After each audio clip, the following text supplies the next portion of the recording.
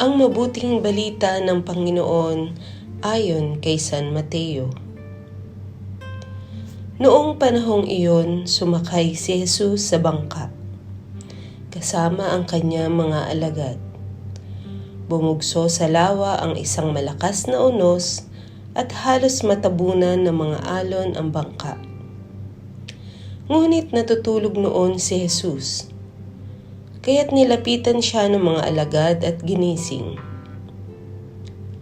"Panginoon, tulungan niyo kami," sabi nila. "Lulubog tayo." At sinabi niya sa kanila, "Ano't kayo'y natatakot? Napakaliit naman ang pananalig ninyo."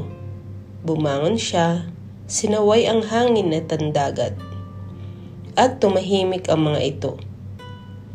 Namangha sila lahat at ang sabi, "Anong tao ito? Kahit ang hangin at ang dagat ay tumatalima sa kanya." Ang mabuting balita ng Panginoon.